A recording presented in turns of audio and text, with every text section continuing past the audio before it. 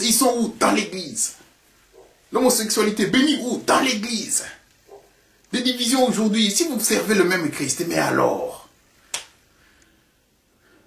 Les divisions où? Dans l'église. Et les gens qui ne connaissent pas Dieu, qu'est-ce qu'ils vont dire? Oh, mais vous-même qui connaissez Christ, regardez ce que vous faites, mais nous. Et voilà. Mais Dieu seul, il sait ce qu'il fait. Dieu seul sait ce qu'il fait. Les faux pasteurs avec des faux miracles, pour eux, c'est la quantité qui compte. Ils veulent toujours avoir du monde. C'est la quantité qui compte et non la qualité. Et Dieu vous envoie encore une puissance d'égarement. Continuez comme ça. Les justes vont marcher sur vous, sur vos cendres. Et pour eux, plus il y a des membres, plus il y a des dîmes à la fin du mois, et plus il y a des richesses. Il faut remplir. Moi, j'ai des foules. Oh, pasteur, où allez-vous? Faites demi-tour. Retournez au pied de Yehoshua HaMashiach. C'est lui-là même que vous servez, vous prétendez servir. Il vous donnera la bonne voie. Ben, c'est lui le bon berger. C'est lui le chemin, la vérité et la vie. Il ne ment jamais, lui. Il ne ment jamais. Nous allons terminer avec ce verset de 3, 2 Timothée 3, verset 5. Plus il y a des membres, plus il y a l'argent. Et pas c'est la richesse toujours aujourd'hui. On va avoir des voitures de luxe, des églises de luxe, un peu de tout, de luxe, des habits. Les pasteurs qui veulent toujours sucer les fidèles, les pauvres fidèles. Vous êtes 10 ans dans une même église, 20 ans dans une même église, aucun changement. Mais faites, posez-vous la question. Et l'esprit de discernement. Il y en a qui se justifient même. Quand il ne va pas à l'église, il faut se justifier. Mais non, il n'y a que Dieu seul qui voit. Ça, c'est un domaine réservé à Dieu, c'est spirituel. Des vrais endroits où on prie Dieu, ces vrais endroits existent. J'insiste, ces vrais endroits existent. Priez Dieu, il vous les montrera. Des vrais endroits existent. Écoutez de Timothée 3. Sachez bien ceci. Nous sommes au verset 1. Dans les derniers temps, les derniers jours surviendront des temps difficiles. Les hommes en effet seront égoïstes. Voilà. Les hommes seront égoïstes. Après du gain. Toujours le gain. Toujours le profit. Toujours le lucre. Toujours. Fanfarons, orgueilleux, blasphémateurs. Rebelles à leurs parents. Ingrats, sacrilèges. Sans cœur. Et c'est ce que nous vivons aujourd'hui. Implacables, médisants, sans discipline, cruels. Ennemis du bien. Traîtres. Emportés, aveuglés par l'orgueil. Amis de plaisir plutôt qu'amis de Dieu. Oh Dieu de gloire, sois loué. Ils garderont les apparences de la piété, mais en auront régné la puissance. Et voici une recommandation. Détourne-toi aussi de ces gens-là.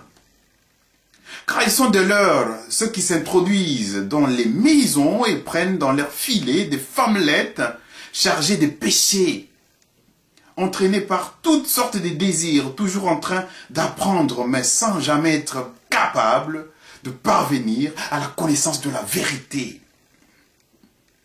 Et voilà. Vous aimez toujours apprendre. Vous aimez toujours apprendre. Mais expérimentez, c'est Dieu que vous cherchez. Parce qu'il dit qu'il est le même hier, aujourd'hui, éternellement. Mais finalement, s'il est le même, ce qu'il a fait dans les temps-là, il doit le faire aujourd'hui. Parce qu'il est le même hier, aujourd'hui, éternellement. Nous aimons nous attacher aux gens, aux églises, aux amis, parce que mon ami fréquentait l'église, parce que je connais le pasteur, parce qu'il est de ma famille, parce que... Mais non, peuple de Dieu, non. Parce que c'est moi qui prends toujours le pasteur, parce que... Oh, pauvre de moi. Ayez la bonne conscience. Âpre au gain, comme nous dit la parole de Dieu là. Âpre au gain, fanfaron, ennemi du bien, traître, enflé d'orgueil. Et voilà, c'est de l'orgueil aujourd'hui. Ils veulent séduire, c'est moi. avec de belles paroles pour séduire, encore une fois. Le diable est là, il s'est introduit pour séduire. Vous voulez le monde, mes chers? Regardez l'église. De la musique, on a parlé des faux chanteurs, pareil. Le diable veut toujours embrouiller la situation, flouer la situation. Quand il y a un homme de Dieu, quelque part, il est seul, mais le diable va amener 500, la même rue. Et finalement, c'est la confusion. Quand il y a un bon chanteur de Dieu, et la confusion. Il amène toujours la confusion. Lui, il amène toujours la confusion. Oh, peuple de Dieu, pauvre de moi, ouvrez l'œil. Ouvrez l'œil, il est bon. Et Dieu vous aidera beaucoup. Si vous cherchez la face de l'Éternel, parce qu'il dit qu'il est le même hier, aujourd'hui, éternellement, Dieu ne ment jamais.